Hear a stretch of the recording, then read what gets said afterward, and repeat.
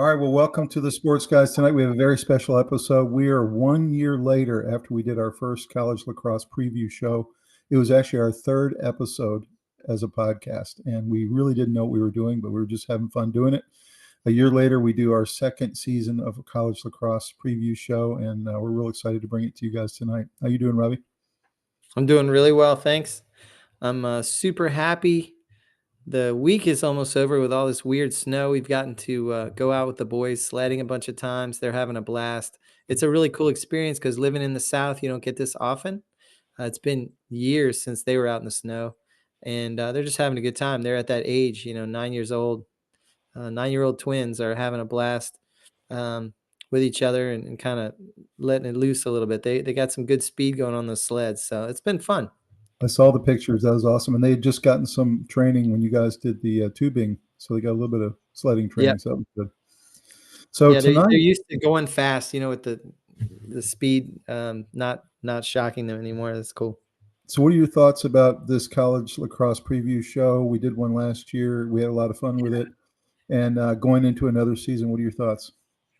It's going to be a really great season. Last year, I remember we had penciled in, we had circled on the calendar what we wanted to go see at Virginia, our cousin play. And I kind of feel like we're at that point again where it's time to shift our focus and get ready to go see our cousin play in his senior year. And it's so cool to get kind of pumped up when you're reading all the background on each of the top teams. And it's such an exciting sport. It's a really big growing sport. We'll talk about that in a bit. My boys love all the players, and they're so excited about it. They got to meet Connor Schellenberger, which was a very cool thing for them. I got pictures. So I'm really excited about the season. I think it's going to be it's an amazing sport. So it's really excited to get excited for their season.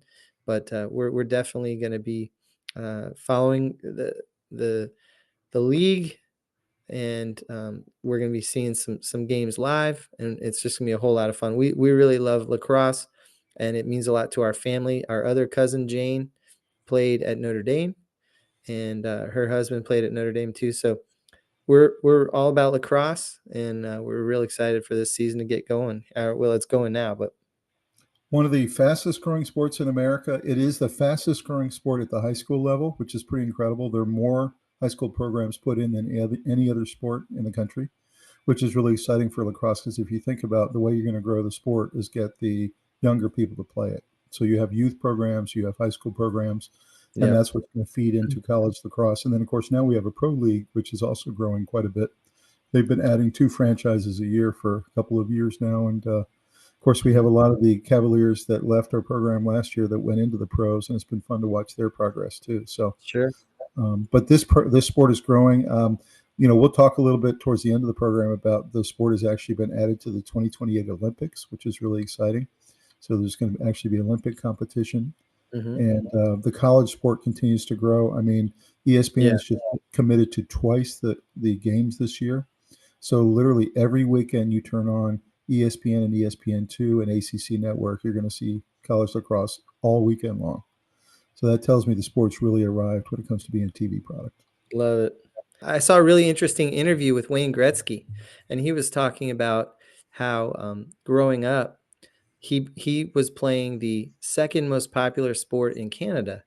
And he said, of course, the first most popular sport, and I didn't know this, was lacrosse. And I was stunned because you think of hockey as synonymous with Canada, but in Canada, they think of lacrosse as their number one sport and hockey as their second sport. And he said, I really wanted to play lacrosse, but it was a little too intense for me. So he picked hockey. It's not exactly not intense, but I just thought that was really interesting. Wayne Gretzky feels like their national sport is lacrosse. I think lacrosse is going to end up overtaking several American sports. I really do. It's going to take some time. NASCAR. But the kids absolutely love it. And as the kids love it and as they grow up, they're going to want to see it. They're going to want to see it at the pro level. What do you think about the big game coming up between USA and Canada later? We're going to be logging off the podcast tonight and going to watch that great hockey game. Can't wait. I hope we play tough, scrappy, and we have all this young talent. Canada has been hanging on to all these stars for a long time, but youth hockey, actually, Americans are overtaking Canada. If you look at all the young stars in the under 18 and under 21, the levels below NHL, the U.S. is starting to dominate, and this is the product of that is all these young players who've come up now, and Gensel and guys like that who are all of age to a point where they're in the NHL level, and they're just fast and high skilled, and it's this youth movement basically, and it's really exciting to watch. Can we take down mighty Canada again? Possible, but I'm really excited for the future. Speaking of USA Canada, lacrosse now has a world championship as well, and USA played Canada in the final last year. USA won 9-3. So that was an interesting matchup. It seems like those will be kind of the two leading contenders in the Olympics this year. There might be Australia or a couple of others, but I would think USA Canada is going to be the big matchup in the college lacrosse finals. So we'll see. It's going to be really exciting. I'm super pumped to go to Charlottesville again in late April when we go see our cousin Tommy McNeil. Call out to you, Tommy, in your senior year. So proud of him, what he's done at Virginia, going to the lawn, which is a huge honor to be actually accepted to have a lawn room. And then he's building himself into a wonderful young man. He's getting ready for medical school. And I know that his coaching staff has tremendous things to say about him. So do his teammates. So excited to see him play, excited to see the Cavaliers, and really to watch all of these great teams we're going to talk about tonight. I'm really, really pumped about it. I'm going to be watching a lot of lacrosse this year. So me really too. happy about that. I like the Tewaaraton award behind you there. That's pretty neat. Yeah, there you go. You see? Love it. All right, let's get into the material. All right, well, let's take a brief moment just to recognize our sponsor for tonight, and that's Jersey Mike's. They've been our sponsor now for a couple of weeks, and we've been really delighted to work with them. And I'll just tell you that I just downed, Rob, your favorite sandwich, which is the Mike's Philly, and it was incredible. You're absolutely right. What a sandwich. I try to, anytime we're having a podcast, I try to get one. That's kind of my ritual. I love them. It's so delicious. It's actually really pretty good for you. I mean, it's one of the better things you can have that's amazingly delicious. They always have a smile. It's toasted. I can't have it frequently enough. When I want a break from cooking, because I cook all the time. When I want a break, I go to Jersey Mike's. I get my steak and cheese sub, and I'm as happy as you can imagine. I'm so happy when I have that. I will say I usually get the number 13, which is the original Italian. That's what's behind me right now. That's my favorite sandwich. Still is. But I decided to go the number 17, Mike's Philly, and wow, you were absolutely right. I've been going to Mike's a long time, and back in the day, I used to mix it up. So, I mean, there's a lot of amazing options in there. But I'm so hooked on the steak and cheese now but if I ever wanted a little variety, there's so much to choose from, so much amazing fresh ingredients. It's affordable. Not everything's affordable right now. This is one of them. And it's such a good dinner. It fills me up so much. And I'm so happy after I have one. It gets me pumped up, ready for our podcast. So that's great. Go out and get one today.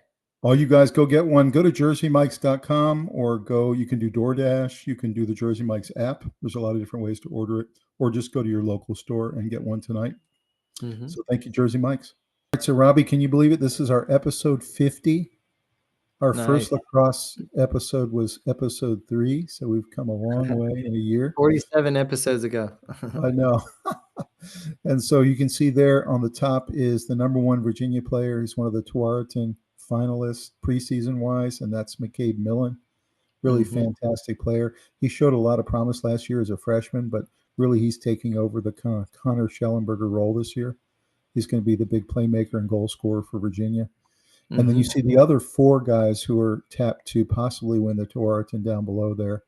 And we'll get into all 5 of them. We're going to get into their bios here in a minute. But a lot of great players on all of these teams. One of those players, of course, is holding up the trophy in the middle, and that's Chris Kavanaugh. He and his brother Pat won the national championship last year for Notre Dame. That's right. He's obviously elated there with he and his brother holding it up. Yeah, that must have felt good to do that with your brother. You can imagine what that felt like. And then Of course, lacrosse returns to the Olympics. That's a really huge deal. Obviously, each host country gets to choose 2 or 3 sports they want to return to the Olympics, and that was one of the ones that America chose. They wanted to come along with squash, which is kind of interesting. And then, of course, there's the national championship trophy. Fortunately for Virginia, we've held that trophy up a bunch of times, 7 times now, and have done it twice within the last 6 years. So it's one of the better trophies in sports, I think. Don't you think? Yeah, I love it. It's so well earned. It's such an exciting tournament. And I literally am sitting on the edge of my seat through the whole game. Every single time I sit down and watch a game, it's so Right, great. right. It can turn so fast. Sometimes the goals are coming so quick on top of each other. And then other times the defense and the goaltending is outstanding and you just can't buy a goal. So it's so wild. It's kind of the extreme of hockey. It is. You know, It's really hockey on grass. That's what I really look at. It's kind of, very but similar it's sport. sometimes it's Yeah. more intense. Like you'll have 5 goals in a row, and then you'll have a whole drought for a whole quarter. That's right. That's right.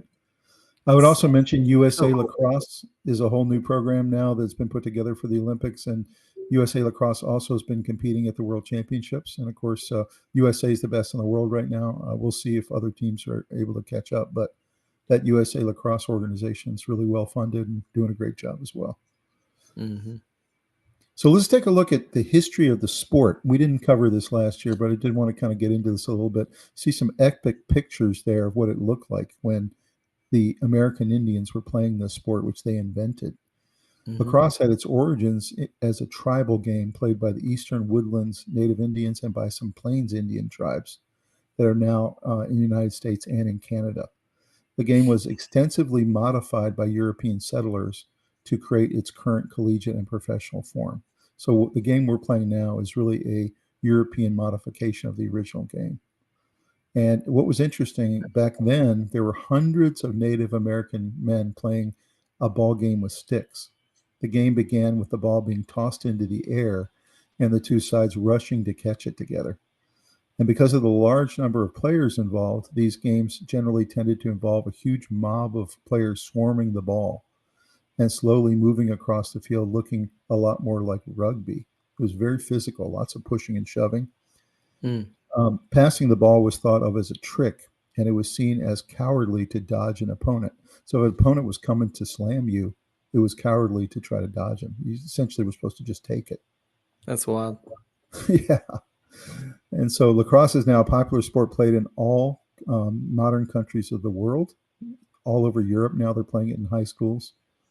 The indigenous people would wear their normal clothes and use a wooden stick that they would play the game with between 100 and 1,000 players on each team. Can you imagine 1,000 versus 1,000 lacrosse? And they played Not on. really. It's hard to picture that. I know. Well, look at that picture.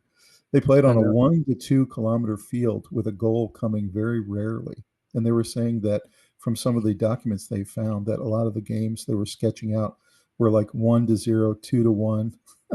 And they play like all day and there'd be like 1 goal, 2 goals. Because there's 500 guys coming to hit you. Right. Exactly. I don't know how they got the ball anywhere close to the goal. Yeah. It's So it's wild. kind of like a war, I think. That's how they Yeah. kind of thought of Yeah, it. it really feels kind of like war. Like a war. Yeah. So what are your thoughts about the history of the sport? It's interesting. It's interesting. I know it was very barbaric and very savage. I know they used to smash each other's heads with their sticks, and Mhm. it took a lot of athleticism. I can't imagine 1,000 people playing. That's crazy. And you know 100 that people thing is crazy. You know that thing about how it was essentially cowardly to dodge an opponent? Yeah. So I guess, honor was really important to the American Indians. So you couldn't lose your honor. So you essentially just had to take the blow, I guess. Yeah. So, yeah, what a wild game that was. So I wonder how the Europeans thought about modifying it the way they did. I guess they wanted to make it more like hockey in a way, and make it more kind of, in our game it's 6-on-6 or maybe 10-on-10, and make it more of a manageable situation where you actually had some scoring.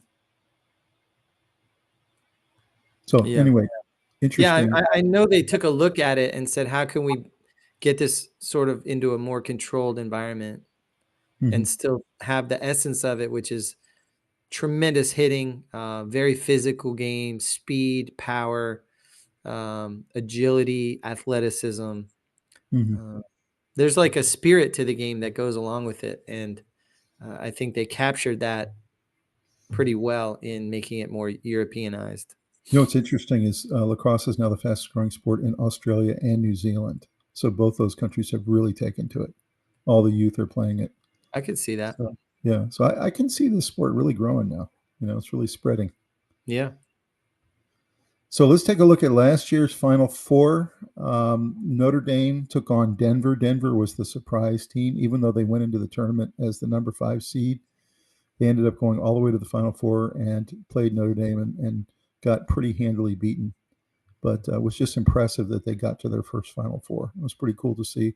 Denver had been coming on for a couple of years, so it wasn't a total shock. Everyone kind of knew that. They've been building that program. Yeah, for sure. So then on the other side of the bracket, our Virginia Cavaliers unfortunately succumbed to Maryland. We always seem too good. We always seem to meet Maryland in the semis for some reason. Either we end up going to the final or they do. We didn't play very well that day. It was probably our worst game of the season. Yeah, I felt like we were out of sync. We never looked in sync, really. Yeah, it was really unfortunate. And then the final was really surprising. This was the worst final beatdown in 22 years. So, and that really surprised me too, that Maryland really didn't put much of a fight up against Notre Dame. So what were your recollections from the Final Four last year in the final? Notre Dame was amazing last year, and they went into the tournament and they played their best lacrosse of all. They won every game by more than 5 goals. They won 15-5 in the final, which is the largest margin since 1998. They just absolutely handled Maryland. And you tip your hat. I mean, they went from wire to wire pretty much as the favorites because they were repeating. So when you repeat and everyone's giving you your best shot and you still do it, then you're the best team in the country and you deserve that trophy. So we go to see a game every year, guys. We're going to go again this April, but we were fortunate last year to go see Virginia when Notre Dame came to town. Oh, yeah. And that was a really good game, except for towards the end when they kind of put it away. But there were some stretches where Virginia went on a run of 3 or 4 goals. There were some stretches they did. It was just a really high-level game. You could feel it. And in the end, they ended up winning. But it felt like whoever was going to end strong was going to win it because it was kind of neck and neck the whole way. Yeah. And then I felt very fortunate we saw that game because we ended up seeing the national champs, which was pretty cool. That was cool. Yeah. So we'll see what my boys loved it. That was their first exposure to it. Right. They were starstruck by our cousin Tommy and Connor Schellenberger, of course, and all these big dudes walking off with their sticks over their shoulder with all their equipment hanging on their stick, and it was just cool. All their eyes got real big when they saw those guys, Peyton Cormier. They were very impressed. Yeah. So that was a fun impression on 8-year-old kids. You get to see the Kavanaugh brothers walking by for Notre Dame. Yeah, pretty cool. Fantastic. If you ever have a chance to go to a high-level college lacrosse game, go, because it's awesome. I was thinking about that. That was their first game. Where do they go from here? Like, that was the highest level of lacrosse you can get right there. Well, they couldn't quite pick up on all of it, but they took in a lot. They kind of started to get it, and so I think you always want to see the best. You want to see how good a group can get at performing at something. Well, let's talk about some of the storylines from 2025 leading into this season. The first big one is, can Notre Dame do it again? Can they repeat? What are your thoughts? Not sure. They lost 2 players that stand out the most. Pat Kavanaugh, who was the Tewaaraton winner of the best player in the country, and he earned that just by absolutely being consistently incredibly dominant and leading his team and scrappy, and he had all the intangibles. What an incredible player. Losing him this year is obviously leaving lots of big shoes to fill. And then they also lost their goalie, Liam Entenman, who was fantastic. He was a 2-time All-American. So those are 2 huge shoes to fill, but they have a lot of returning players. And Chris Kavanaugh is taking more of a leadership role. and they have they have it rolling. So I don't know. I tend to When you look, always think that three-peats are almost impossible. So I would say if it's between Notre Dame and the Field, I'm taking the Field. But I'm not going to sit here and tell you who's better than them because I really it'd be tough. well, and if we asked our cousin Jane, who you mentioned earlier, who played for Notre Dame, and her husband Ross, who also played for Notre Dame, Yep, they'd probably tell you that this organization is rolling. They can do it. And the reason they they're can do it rolling. is they have so many All-Americans on this team. Mhm. And they have the number one recruiting class coming in again. So they're just reloading. So The biggest question mark they have is their goaltender, Alex Zepp. Uh, Alex is has been behind um, uh, Liam for 3 years, and so mhm, it's kind of an unknown. Like, first of all, Liam's one of the greatest goalies in college lacrosse history, mhm, one of the top, and so he invaluably was an incredible mentor, I'm sure, for mhm. Alex. That's right. Learned so much about preparation and what to do in this circumstance, what to do in that. You can only imagine sitting behind somebody like that for 3 years. Mhm. You certainly have a lot of knowledge just from being around them. But I would say that that's the question mark, because I don't think it's clear yet that he's the guy to a point where they can lean on him to win those big tournament games. For sure. And maybe he is. I think it's just an unknown at this point. It's not a yes or a no. It's we'll see. Right. And that would be the Um, biggest question mark they have, I think, is can I the think goalie they're stand up? the clear number one again this year. They can do it. It is a little bit of a gauntlet, both in the ACC and when you get into the tournament. It's a little bit of a gauntlet. I'd be really surprised if they're not at least in the Final Four again this year. Mhm. And they've got a real good shot at winning it. We'll just have to see. Somebody might get hot and knock them off. It's certainly a Sure. possibility. That's happened to Virginia before, where they're number one Yeah. and got knocked off. But I think the answer is yes, they can do it again. There's no question. They can do it, yes. Next one is, will Johns Hopkins or Syracuse finally return to glory? Johns Hopkins has not won one in 16 years. Syracuse has not won in 23 years. So both these kind of epic programs that used to win one about every 4 or 5 years, they've been kind of in a dry spell for a long time now, largely Mhm. because Notre Dame, Virginia, and Duke have been dominating, and Maryland. Mhm. Any thoughts? Can either of these teams kind of get to the top of the mountain again? I think so. I got a really good feeling about Syracuse. Yeah, I I agree. kind of feel like they're my not dark horse, but I think that they have kind of all the pieces. They have really good returning defenders. Um, Gary Gate is the coach. He was a fantastic player. He was a Right. star. And Um, Spallina so, is one of the so he best knows players. what it takes. And then you got the Tewaaraton candidate Spallina, Mhm. and they have really good defense. Right. They have a very hard schedule, so that schedule is going to prepare them. They play 9 out of the top 20 teams, Mhm. and they play 6 out of the top 8. So they are playing the highest level competition that you have. So when you arrive at the tournament, you're ready. You've already done this. Mhm. You've learned a lot. You've had a couple of losses, a couple of wins, and against these hard teams, and you kind of know what it's going to take now. The war that happens. So Right. Right. um, I think Syracuse has a good shot. I think Syracuse, I agree, has a better shot than Johns Hopkins, although Hopkins will be a tough out. But I don't see them even getting to the Final Four. I think Syracuse has a much better shot. I think Syracuse is Hopkins loaded. has the same issue with Notre Dame. They have a new goaltender. And so I think that when you have an unknown like that, you really need to be careful not to get too far ahead of yourself in national championship talk. But Mhm. um, Syracuse reminds me a Hopkins lot is of. loaded. Hopkins has a lot of good They are. players. They are. So if they can Syracuse. overcome an inexperienced goalie and let him become experienced going into the tournament, then they got a Syracuse shot. reminds me a lot of Maryland. Really good defensively, very well Yeah, coached, that's right. solid at every position. Have one outstanding goal scorer and maybe two others that are decent. And they kind of hold the game down. They win games 11-10, things like that. So that's Right. Syracuse. They Yeah, and keep you that know what else culture. is Syracuse? They have 7 of their top 10 point scorers from last year. So Mhm, they have the assist guys, they have the scorers, mhm, they have the long stick middies. They have a lot of these guys back, and mhm. everybody who was impactful last year, 7 of the 10 of them are back. So Right. they have a very stable program. They probably have the Tewaaraton leading candidate, who's probably in the lead right now. Mhm. So they've really kind of got it all, and that's why I think Syracuse is really going to be probably my favorite for it, the whole thing. I think Syracuse goes to the Final Four. They're definitely one of my Final Four picks. What about, can Army make a run? They did last year. They went to the Final 8 last year. They almost made it to the Final Four. They were I really tough. They were tough the whole season, and they're just getting a little bit better every year.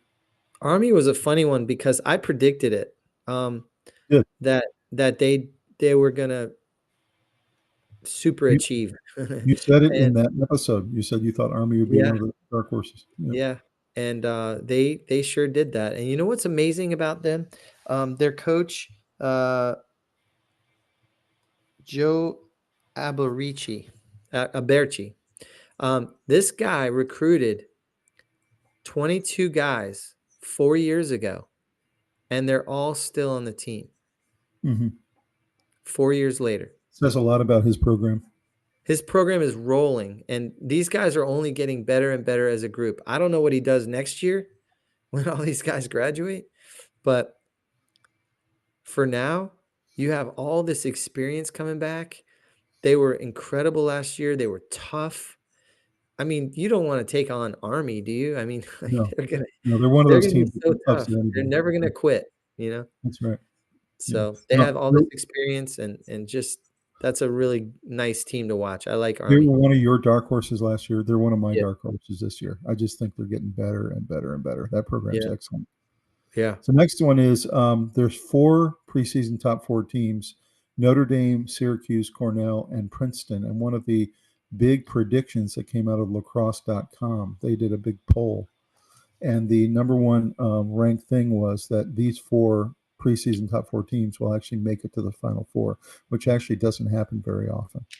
So that would be Notre Dame, Syracuse, Cornell, and Princeton. Mhm. What do you think is the likelihood that all 4 top 4 preseason teams actually make it? Well, I don't know that it ever happens like that, but It usually doesn't, but it usually doesn't. Somebody gets, some injuries, and they start to underperform, but um, I'm not sure. I mean, Cornell had an incredible year last year. The Cornell Big Red, they were mhm, third in overall Division One scoring mhm. with 15.07 goals per game, which is incredible. And by the way, they Uh, have a great Tewaaraton candidate as well. We'll talk about him in a minute. yeah, Yeah. they had both their goalies back, and they used both of them, and they just have a lot of experience. And so, Cornell's gonna be real tough. They Mhm. have their main scorers are back. There was one guy who graduated who was a tremendous scorer for them, but they have this list of guys. I mean, I have it right here. It's Kirst, Long, Firth, Keller, and Goldstein. These guys are Mhm. all scoring machines. They're all back together, and they're gonna be tough. Cornell's gonna be. I wouldn't be surprised if they get up in there. And by the way, Princeton's really good this year too. Got Yeah, some great that's right. goal scorers. So Yeah, yeah, this is a possibility. I would say it's probably like a 5% chance they all 4 make it, because it yeah. just doesn't happen that way. There's always one team that falls off. Princeton Someone, has Coulter McKesey, yes, who is very high up in the Tewaaraton running. Wouldn't be fantastic. surprised if he wins the whole thing. He had 55 goals, which is the most in Princeton history last year. That's right. That's right. So he's a beast. I would He's say it's more likely 2 or 3 of these teams will make it to the Final Four. That's my prediction. I don't probably, think, I yeah, don't see 2 all or 4 3. of them. Yeah. So the next one's really interesting, and this was in Lacrosse Magazine. They're predicting that Duke's offense will actually be more efficient and more deadly without Brennan O'Neill, which doesn't seem like it would make any sense. But what they were saying in the article is that last year they fed 70% of the offense through him, and that's too much Yeah, for one player. And that they have a lot of really good offensive players that weren't getting enough growth last year.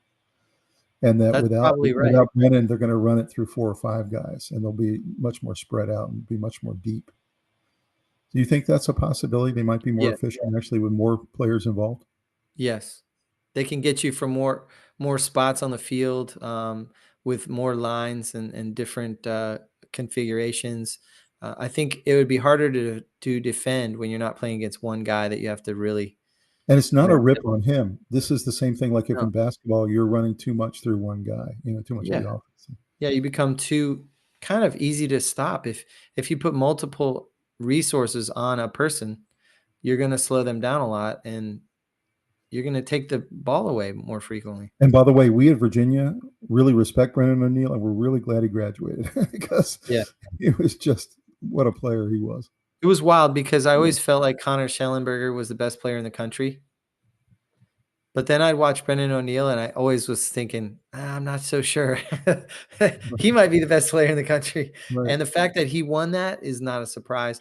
He was the only collegiate player picked off the Hmm. or to play in the World Games. Hmm. That's right. So that was USA impressive for him. lacrosse. Yeah. That was very That's good. impressive. That'll be interesting to watch Duke's offense this year and see if it really is more efficient. This one's really interesting for us in Virginia because we have a guy named Ben Wayer, our Virginia, and he's a long stick Mhm. midi. And there has not been a long stick midi that's won the Tewaaraton for 24 years. 24 Mm. years it's been. It's almost Nice. always an attacker. And Yeah. they're predicting that he could be a sleeper for the Tewaaraton as a long That'd stick midi. And if you ever watch him play, I watched all of his highlights from last year just to kind of study up for this episode. And I was amazed at what this guy can do. Not only is he a great defender, but he's one of those loose ball scrappers in the middle of the field. And he's really good at picking it up, like, in traffic. And Yeah. then he's the kind of guy who can pick it up in traffic, and then he can run all the way down the field and score. So, so he's just a super weapon out there, both defensively and offensively. So I'm Mhm. really going to be watching Wayer this year. Really interestingly enough, he went to St. Stephen's, St. Agnes, in Alexandria, which is a school I went to for 2 years. Mhm. So it kind of gives me another reason to follow him. What do you think about Ben Wayer? I'm rooting for him. I think it's pretty cool when you can come at it from a different position than has been standard lately. And of course, anytime it's a Virginia player, we're rooting for him anyway. So that'll be exciting to see if he can do something a little different. Hmm. It'll be cool. And he's a little bit unleashed this year because we had a couple guys graduate, and it's kind of putting him into the forefront. Yeah. He's going to control the middle. He's kind of like it would be like a center midfielder in soccer. So, Sometimes you need to remove leaders from a team to allow the vacuum to happen so that new leaders mhm, can emerge. And mhm, it's not always predictable who becomes a leader and when and why. But mhm. you do know that oftentimes when there's a leader that's graduating or leaving your team for whatever reason, That's it right. creates opportunities for new leaders to jump up. And I think this is a perfect one for him. A couple of those guys graduated, and now Ben can sort of slide into that role. That's right. So this next one, all three of these go together. First one, is it Ivy League's year? Second one is Cornell or Princeton wins it all. And of course, you have to add Yale onto that because Yale is really good too. Yeah, it was real And then good. we have Bulldogs picked first in the Ivy League preseason poll. So any thoughts about could this be the Ivy League's year to break through? It's been a while since either Cornell, Princeton, or Yale have broken through. It's possible. I think that Cornell is going to go a ways, but I just think ultimately the depth isn't quite there with the Ivy Leagues. But I could be wrong. I mean, there's 3 top Ivy League teams right now, and there's 4 in the ACC. So it seems like anything's possible in lacrosse for sure. You know what I absolutely love about lacrosse right now and the state of the game right now in college What's is that? after you get past the first 2 or 3 weeks that are kind of patsy games, you literally look at the schedule and like there's nobody you want to play. They're all good. I Every know. week you play Syracuse, then you play North Carolina, then you play Duke, then you play Notre Dame. It's just like, oh my goodness. So these teams are so tournament tested by the time they get there. I know. It's so many I good will teams. say I'm pretty impressed by the Ivy League this year coming up, They're that good. we're in right now. They're They're good. really, really good. Not only do Cornell and Princeton have their Tewaaraton candidates, um, but in addition to that, Penn has the best goalie in the country. So there's a lot of talented players that go to these Ivy League schools, and it's not they don't get mismatched athletically because they're the Ivy League is such a cool place to go play, I guess, if you're a Sure. lacrosse player. Now you notice ACC is still the best conference. Ivy League is number 2, Yeah. right, in lacrosse. But I noticed the Big Ten has really been making a move to try to get in there. You have Michigan, you have Ohio State, and some other teams that are really. Penn State now is getting pretty good. So we'll be watching Big Ten. I'm thinking in the next couple of years you'll see them kind of make some runs here. Mm-hmm. We'll see. So next one was interesting from this past weekend. This was the first kind of really big game of the year. It was number 6 Maryland against number 2 Syracuse, and Maryland ends up winning the game and beating Syracuse and knocking them down a little peg. So that was kind of the first test of kind of 2 teams that have Final Four aspirations. So any thoughts about these kinds of matchups all year? You can see why ESPN wants to broadcast them. Yeah, I mean, it's so exciting. Maryland always has incredible goaltending and defense. And I think Syracuse has the overall team to do it this year. So that's about as good as it gets this season. That's right. And I think that that was an exciting matchup. Talent everywhere, all over the field, and it really speaks well to where the sport is. It has these kind of matchups. No doubt about it. So the final one here is World Lacrosse's decades-long vision to return the sport to the Olympic stage has been realized, with the IOC approving lacrosse's inclusion in the 2028 Olympic Games in Los Angeles. So what do you think it means for the sport? We already know it's growing fast, but what does it mean when you put the sport on the biggest stage in Los Angeles in 2028 on everyone's TV screens all over the world, including countries that may not play lacrosse yet? Like, what does it mean for the sport? I think the sport sells itself because it's so exciting. So the more eyeballs you can put on it, the more people are going to be intrigued by it and want to watch it more. So there's no boring part of a game of lacrosse. It is fantastic. It is absolutely packed with action, full contact, speed, agility, and crisp passing. Mm-hmm. And if you ever pick up a lacrosse stick and you try it once, you will have this fresh admiration for the way they can just cradle it and go through traffic. It's unbelievable. What a great sport. It's so exciting to see that when it goes into the Olympics. Imagine the new eyeballs that are seeing it for the first time. Right. That's what I'm thinking. Not just kids, but like adults. You could be 60 years old and have never seen it before because you live in Peru or something. I don't know. So if you're like a lacrosse organizer and you're living in Italy or France or Argentina or somewhere like that, and you really want to get the game to catch on, this is like a really good opportunity for you. Not only to build some clubs, but give your kids that are starting to play it a chance to watch. Gives you credibility. It gives you dollars that they're going to be pumping advertising into you. Because if I'm Italy, I want to have a national team one day. If I'm France, I want to have a national team one day. You know what I mean? Yeah, and it all comes down to starting at the youth level. So that's obviously something football needs to be careful on. Is that there's a lot of parents who aren't letting their kids go into football, even though lacrosse is a very, very high contact game. I think more kids would be allowed to try out lacrosse than some of the more violent sports, even though it's a very high contact event. By far the fastest growing sport at the high school level, which is incredible. Yeah. That's cool. It is. All right, so let's look at the rankings. Virginia, unfortunately, took a tumble after their upset loss to Richmond. You can see Richmond, for the first time ever, is ranked above Virginia. Right now, you've got Notre Dame, Princeton, Maryland, Hopkins, Cornell, Duke, Syracuse, North Carolina, Penn State, and Army. That's your top 10. Mm-hmm. And then a lot of good teams below that. So, yep.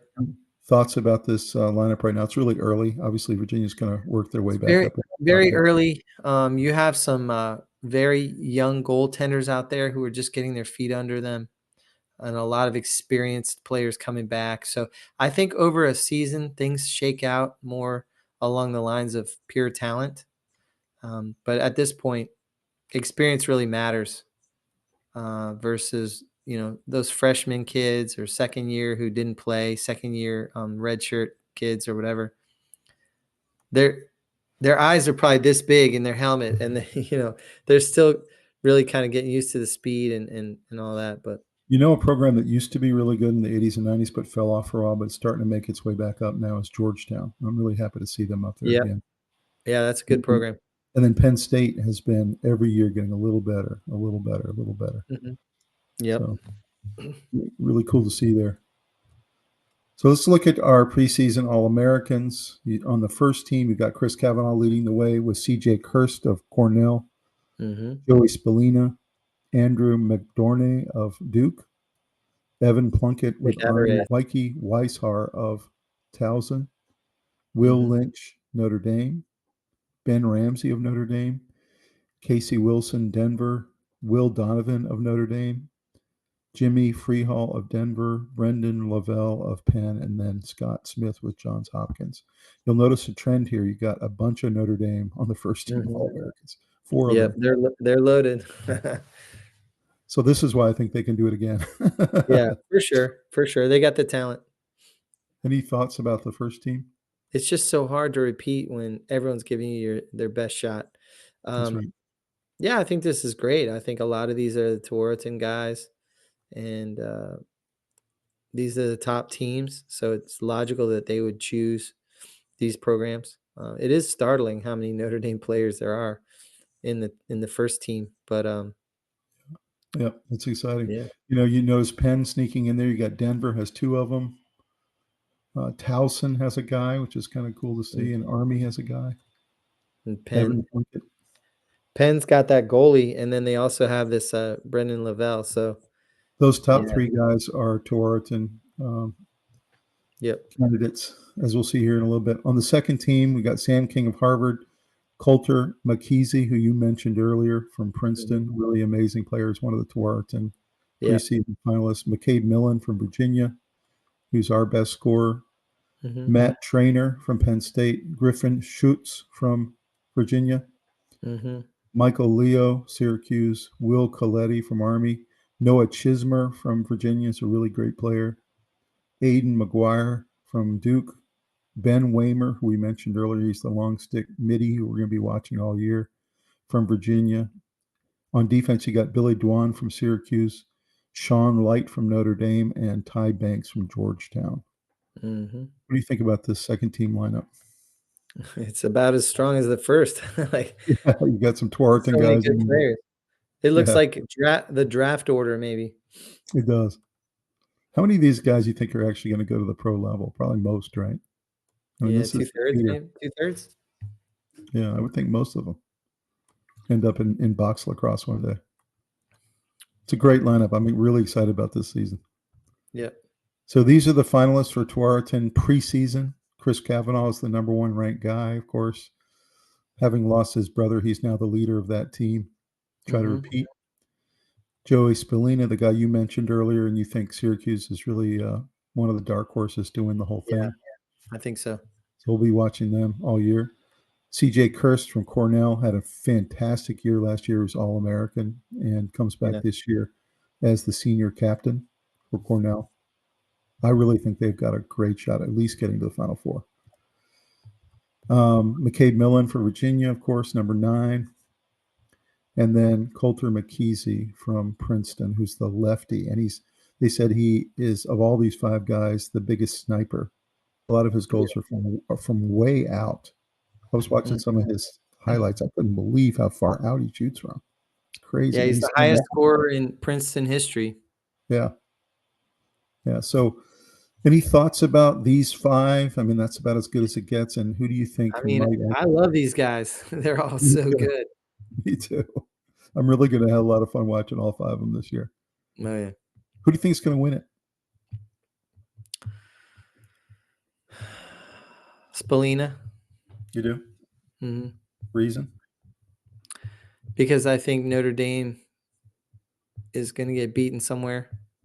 Just because the idea of repeating is so hard for a 3rd time.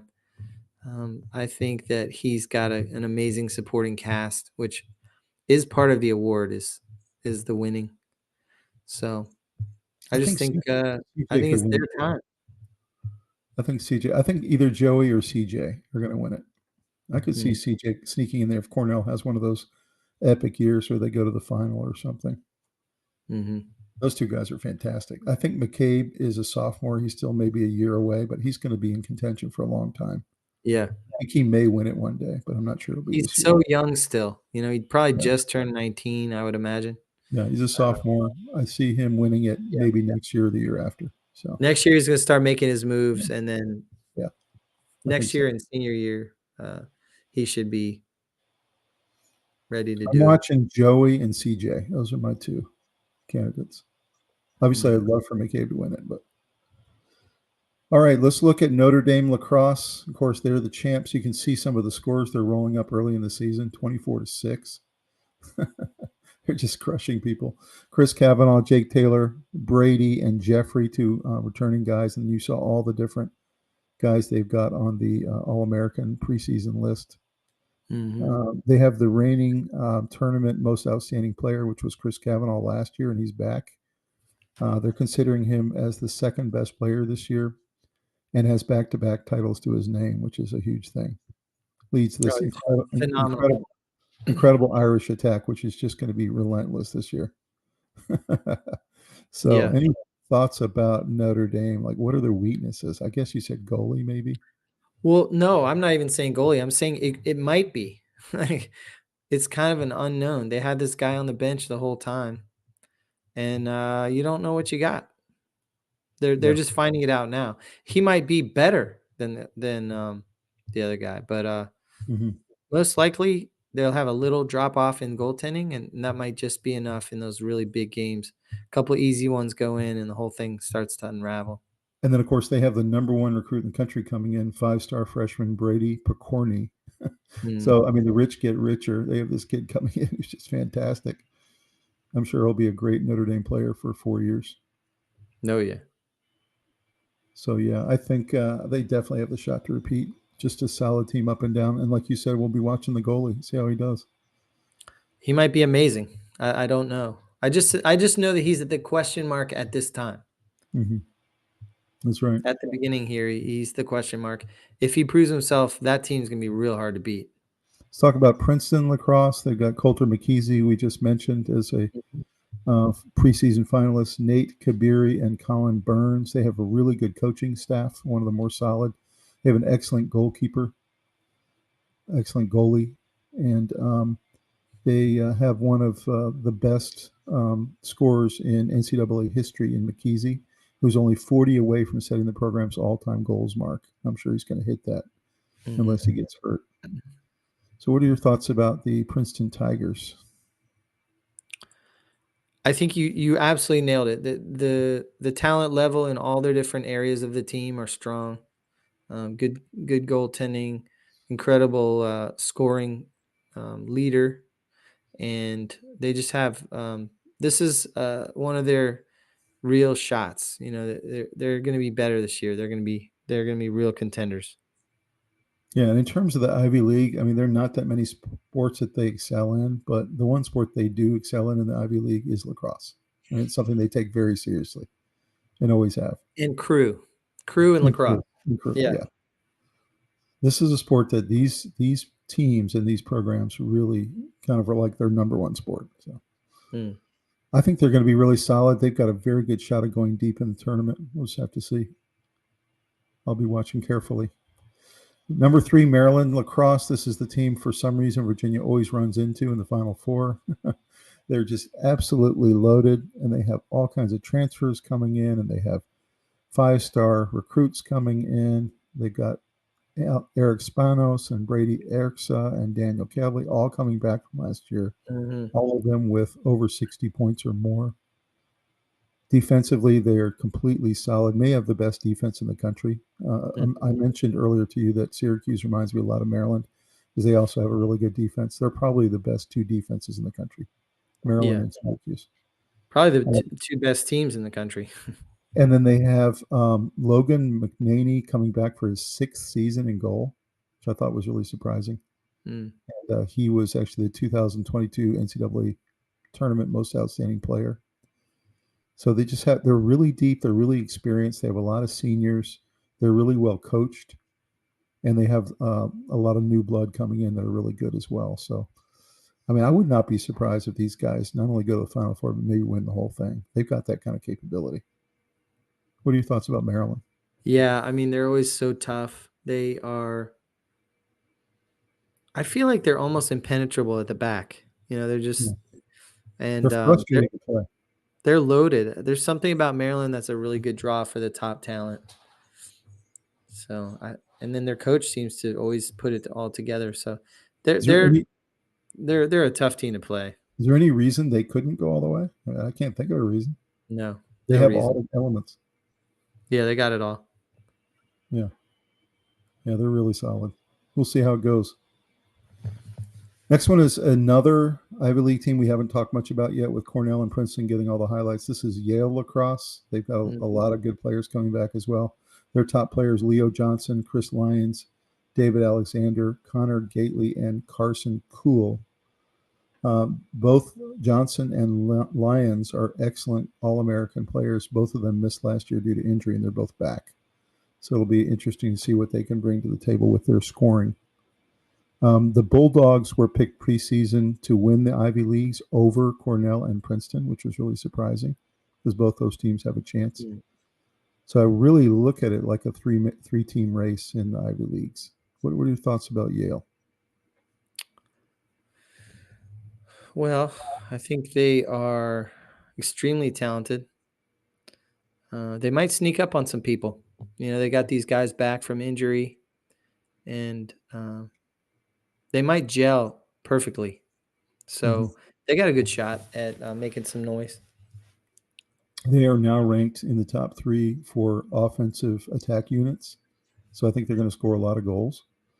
The big question in the article I was reading about them is that their defense is not nearly as solid as some of the top teams. Yeah. So the question is, can they outscore people? Can they win 17, 15 games against the good teams? That I just don't know. But I think they're very solid. All 3 of these Ivy League teams are going to be a tough out for anybody who's coming up against them. So we'll have to see. We'll watch them closely. Final team here in the top 5 is Cornell. They have C.J. Kirst, of course. He's a Tewaaraton preseason finalist. He's probably the most dangerous player in the country offensively. And they have a really dynamic playmaker in the middle in Michael Long, who's a guy that Kirst has played with for 3 years now. They have a solid defense and a really good goalkeeper and excellent coaching staff. And they got really close the last 2 seasons, knocking on the door of the Final Four. They really feel like they're right there as a program. And they feel like there's unfinished business.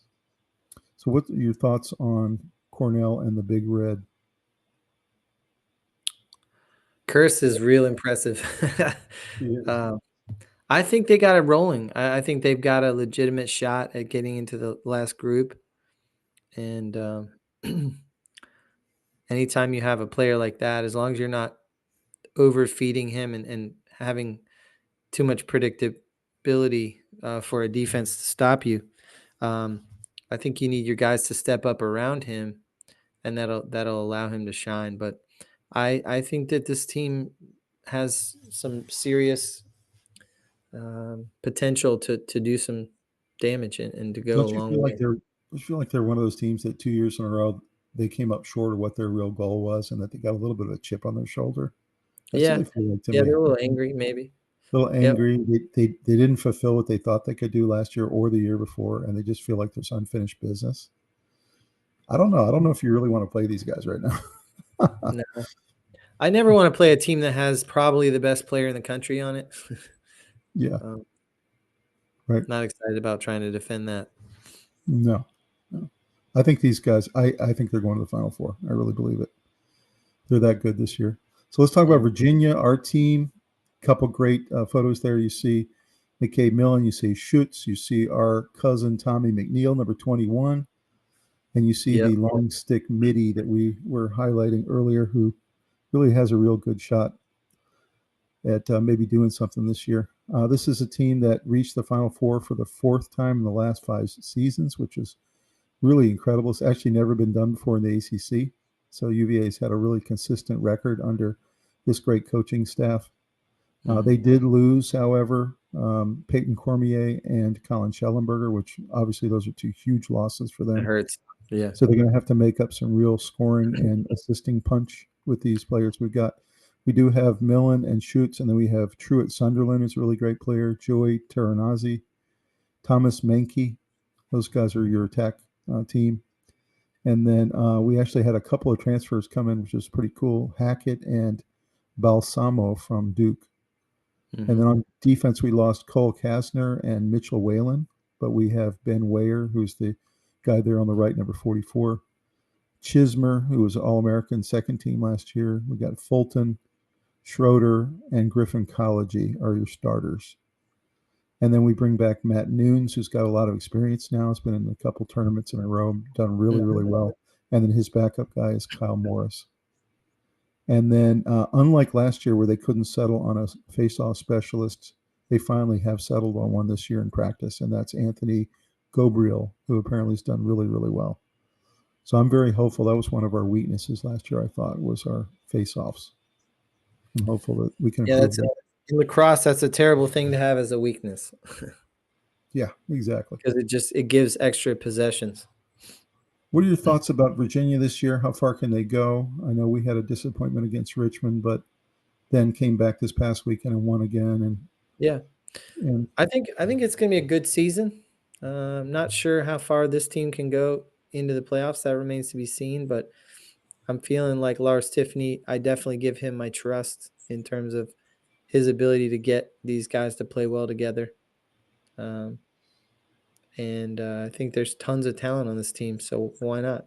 Do you think McCabe Mullen can be Connor Schellenberger, or who's going to step up into that role?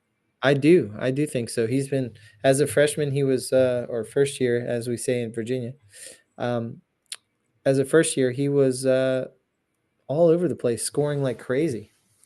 He was, he led the freshmen in goals and in points, and he set a UVA freshman goal record for 41 goals. Mm-hmm. And that's pretty impressive. There's been a lot of good lacrosse at Virginia. No question about it. Anytime you've got this great coach and this great staff and the players that we have on the team that are, lots of talent from all over the country, you've got a shot. Coming out of a great conference, and if they get kind of tournament tested on the way to the NCAAs, anything can happen. So we will see, and we get to see them here in about 6 weeks. So I'm really excited about that.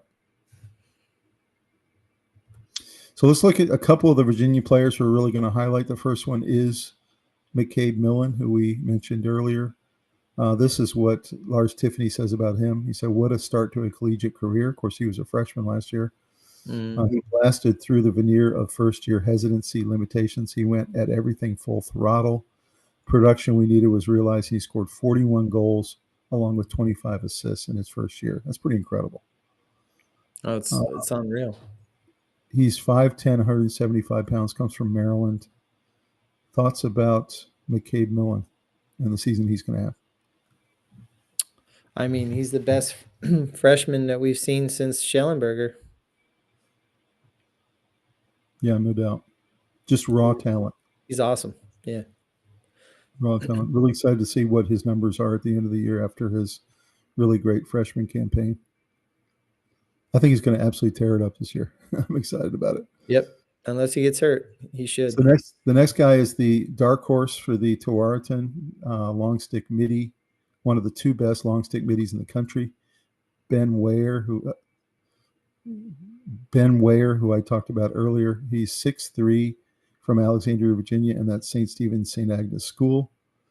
And this is what Tiffany said about him. He said, look what happens when a talented athlete takes complete ownership of his past and consciously charges forward with an unrelenting plan of becoming the most trusted and driven teammate. It's pretty cool words that he said there. He said, Ben's actions reflect the stories of past Virginia greats. Preparations as Tucker Raidberg from 99 and Chris Ritelli from 03. Hoping to sleep in, don't respond to Ben's text or phone call. From what the rest saw and experienced this fall in the field, an already heightened level of play has just been raised by playmaking, goal-scoring LSM and captain. So what a cool statement by Tiffany on Weyer. Mm-hmm. that he thinks he's that hardworking and he's that integral to the center of the field for the team.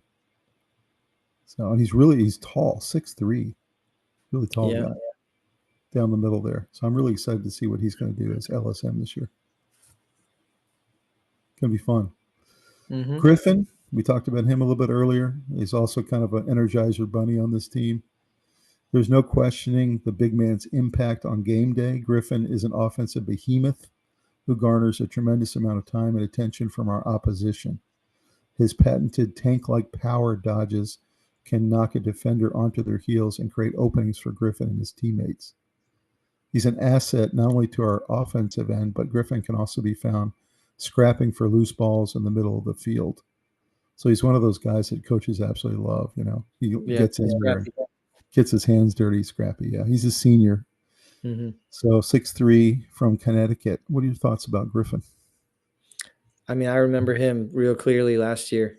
He was a very remarkable player back then. Another year of experience. He's a great player. He's a beast physically, and pretty excited to watch him play this year. That's awesome. Maybe it'd be one of the ones we can get a picture with for the boys. Yeah, that'd be good. That'd be cool. So Matthew Nunes is our goalkeeper again this year. Got a lot of great experience last year and the year before. In both of them were Final Four appearances.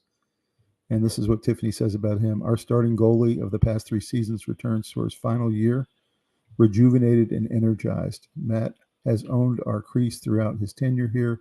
He's been the backbone of so many critical victories. We've evolved through our clearing and riding phases during his time, knowing full well that he is the field general with extensive 10-on-10 big picture intelligence who can keenly make a necessary adjustment. So that's amazing words from Tiffany about Matthew Nunes, who's 6'1" from Woodlands, Texas. Mm-hmm. What are your thoughts about him in his senior year? It got a little wobbly in the playoffs last year. He didn't have a very good playoff run, and so they pulled him. And so it didn't end well last year for him. But I think he just got cold going into the tournament for some reason. And hopefully this last campaign, he can keep it all going in the right direction. And you notice he said rejuvenated and energized. So I think they he probably shook off a lot of that. Yeah. I think they probably worked with him on the mental part of his game more than the physical. Probably. Because this is very much a mental part of your game, to have the reflexes to be able to stop. And you can imagine that thing firing at you the way that it does. I don't know how they do it. I really don't. It's crazy. It was bad enough when you were trying to block the soccer ball, right? Well, I mean, I helped out sometimes. I played goalie for the fraternity when our goalie was out. So I did the best I could. It was wild. There were a couple of high school highly recruited kids out there for like St. Anthony's Hall and stuff.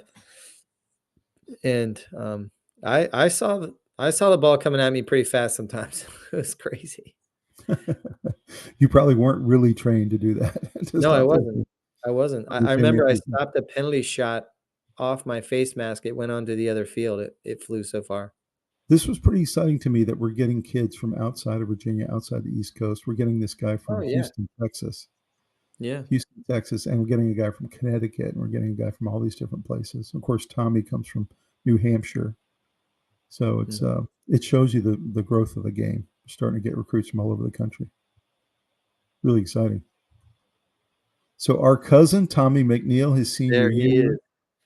And this is what Tiffany said about our cousin Tommy. By day, Tommy pursues an idyllic UVA student life, living on the lawn while studying medicine as he prepares to become a doctor. But you don't find this academically engaging man between the white lines. Tommy's a tenacious competitor who hunts ground balls, brings an edge to our defense. Never content to simply secure the loose ball and share it with our attack unit, Tommy patrols our offensive end as well. So that's really cool words coming from Mr. Tiffany. So what are your thoughts about Tommy going into his senior year? I mean, I couldn't be more proud of him. He's an amazing person. He's such a good athlete, but he's so much more than that. He's one of those special people that you meet that just sort of leave you in awe a little bit. his achievements. It feels like he doesn't like to talk about himself. He's the least arrogant person I've ever met, probably, and he has a lot of reason to be. But he's a strong competitor. I love that this team is full of players like this that are incredible people, not just great players. And I was really proud of him. When he was young, in his tenure, he was trusted with being on the defense for odd man when we would have a penalty, and that took a lot of trust. And he always was successful in thwarting the attacks of an odd man on for the offense, and he's a great guy. And they always have him on the face-off plays because he is kind of a loose ball, kind of ground ball specialist. Like he really goes after it. Yeah. He can really cover effectively. He can shut down guys. And I'll just echo everything you said about being incredibly proud of him. I never thought we would have a family member on the lawn. And for those of you who don't know UVA, it's just an incredible honor to be on the lawn. It's way beyond athletics. It has to do with your academics, has to do with your citizenship. And obviously athletics is great, but really, really proud that he made it all the way to the lawn, which is a huge honor. So really excited to see how he does this year. And I know the boys will be really happy to see him as well. Yeah. So, yeah. They can't wait to see him. They're proud of him. So go Tommy. So Tucker Mullen, another teammate of theirs from Virginia Tech. This was crazy what happened to him in last year. Well, he had actually a heart issue, and Tucker ended up having to have open heart surgery. Mm-hmm. And because of that, he ended up missing the season. But what was incredible was he was having chest pains, and his teammate, Matt Nunes, the goalkeeper, insisted that he go to the hospital, and he didn't want to do it. And he just kept insisting. And finally, he ended up going to the UVA hospital. They ended up calling the athletic doctor on the team. And then that person, she sent him, she recommended getting him in the hospital. He ended up having some kind of clot that he ended up having to have surgery. It opened up his chest to have this heart surgery. And it was incredible that now a year later, he's back on the field again. So we're going to be really rooting for Tucker Mullen. Hope he does great this year. Absolutely. You can see he's from Delray, Florida, which is pretty cool. Mm-hmm. But it says here, this was interesting what Tiffany said about him. He said he's the best finisher close to goal. Tucker has a special ability to block out the noise, and his 6-foot sticks the opposition in swinging at him. Such poise on the doorstep is observed time and again. Most defensemen assume he must have released the shot already, yet he still has the ball and is still pump faking. So that's pretty cool. He has this ability around the net that's really special. He's a finisher. He's an incredible finisher. Yeah. I was trying to remember back why I didn't see him last year. Now I know why. Of course, he was recovering. He was out. Yeah, he was injured. Yeah. So we're going to be really excited to see him play this year and see him get some goals for the Cavaliers. Mm-hmm. So go Tucker. All right. So growth of the sport of lacrosse. So this is really interesting. ESPN will broadcast more than 260 men's lacrosse games in 2025, which is more than twice last year. So they've really just kind of gone all in on the college game. So that's pretty cool. And then it's a pretty cool game to watch on TV. You know, it is. It's become a great TV product. It's like a nice product. It really has. Yeah. And then the Premier Lacrosse League, the PLL, will announce 2025 regular season schedule soon. That includes an all-star game weekend and the playoffs. So they're increasing and expanding the league to include very similar aspects that all the other sports do, which is pretty cool. As we know, PLL is where a lot of the old Cavaliers went the last couple of years. So what are your thoughts about more and more of these games being broadcast at the college and pro level?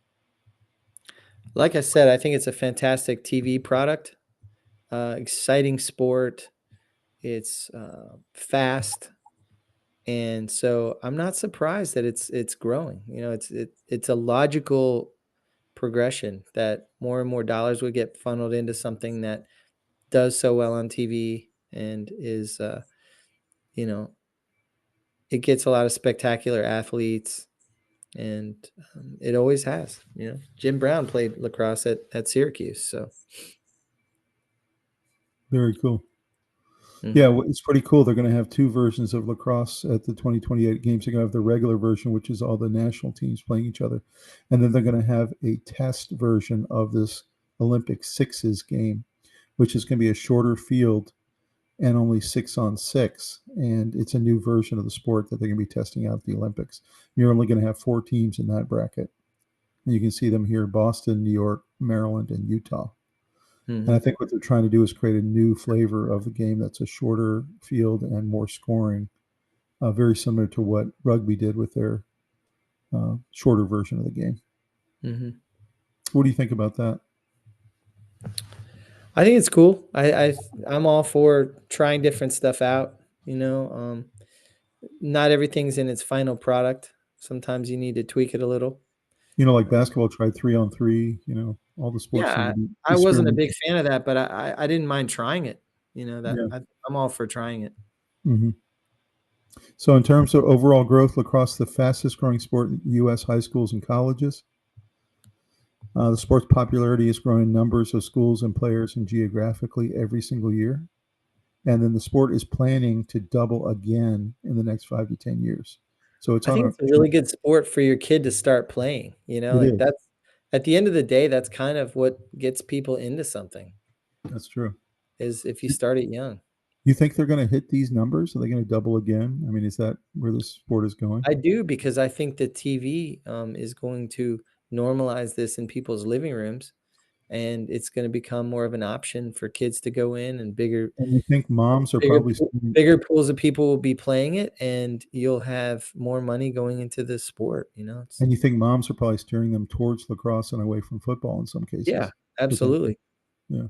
There's fewer catastrophic events in lacrosse, even though there are plenty, and there's a lot of injuries. It's not quite the same thing as diving at your legs. Plus, it has a cool factor. Like when you see kids off to the side, and they're not playing the game, but they're just like off to the side, throwing the ball back and forth, stick to stick.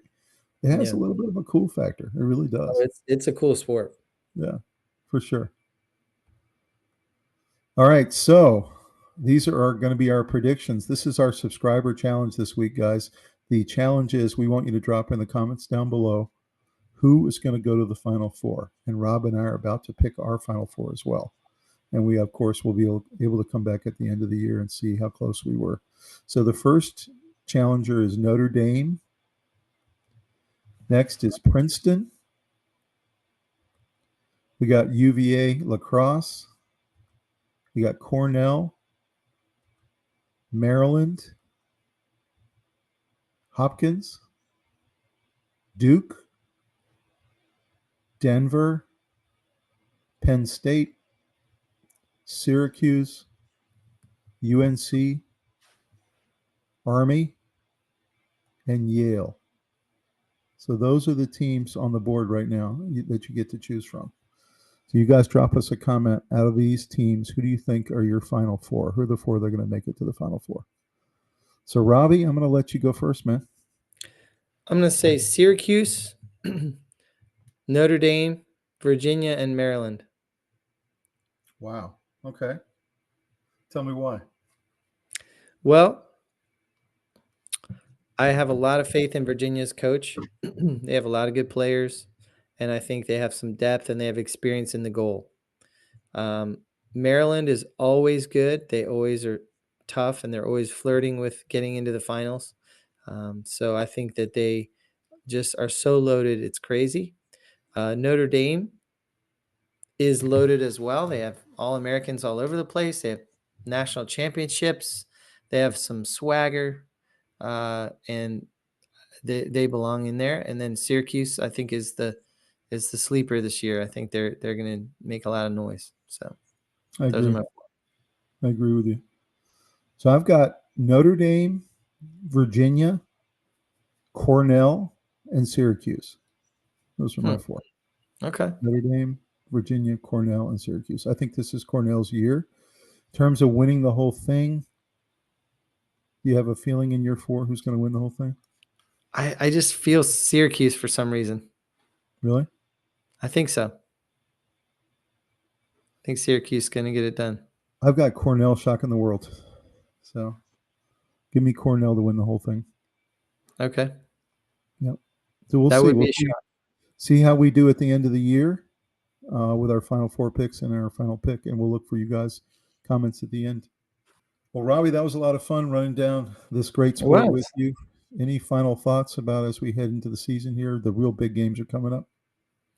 It's starting to enter into the season in a deep way where you're going to start to see more patterns of who's really going to stay up there. Mhm. You're going to have a lot of these younger players get that experience that they'll need in the tournament. And I'm just really excited to see how it all ends up. I'm praying that Tommy and the team have a really good year, and I think that they will. And it's just a very exciting sport to monitor. And this is really at the beginning of it, toward the beginning. And so there's just so much potential for a lot of these teams, and who will live up to what they can do, we'll see. And I will say, I really hope that they have a fantastic year, Tommy and the whole team again, and hope you guys get to the Final Four again like you have the last 2 years. And I just don't want Maryland to be in the way this time. Give me anybody else. Give me Denver. Give me Cornell. Give me somebody other than Maryland. And Notre Dame. And don't put Notre Dame in front of us either. No, Maryland's tough. That's a tough program. We've got our Cavalier shirts on here, so go Wahoos. And let's have a fantastic lacrosse season leading up to a great national championship weekend. And then, as you saw, we're really excited about the growth of the game and where it's going. The World Championships coming up this summer again, and USA Lacrosse will be there. And then, of course, Olympics coming up in a couple of years. Yep. Let's normalize having lacrosse on in our living rooms, and you'll see an amazing sport that's fast. And even if you know lacrosse a little bit, but you haven't watched a game in a while, it's time. The level is tremendous, and the championship runs that these teams go on is really cool. Do you think lacrosse is better on TV, or think it's better in person? And like I'm talking like UVA Notre Dame, like a really big game.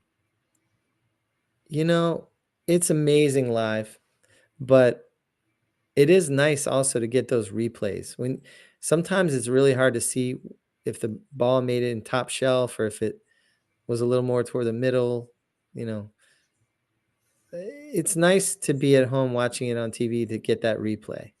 I like doing one game a year live, and I like doing it in show. Oh yeah, because you have the UVA band, you have the UVA fans all geeked up. It's awesome. Yeah, and it's so much more fun that we have a cousin who's playing, and it's a very cool experience live. You know, so it's almost like two different experiences. You know, because on TV, it's a lot more like watching football. You know, if you have the nosebleeds in football, do you really know if his toes were down or not? You know, it's you're squinting at the screen. You can't see it live, but still being there is cool. So some sports are good on TV and some are not.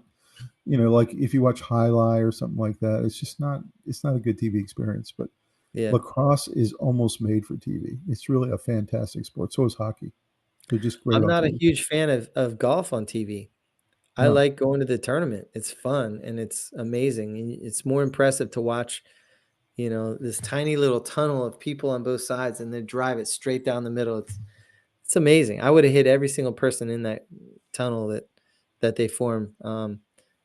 You know, that's an example of a sport that's debatable whether golf is fantastic on TV or not. It certainly has compelling moments, the Masters and all those, they're incredible. But the view of the ball in the air is just never that cool. But they've added a lot of technology that helped there. So, but I think that lacrosse is one of those sports that's cool live and on TV.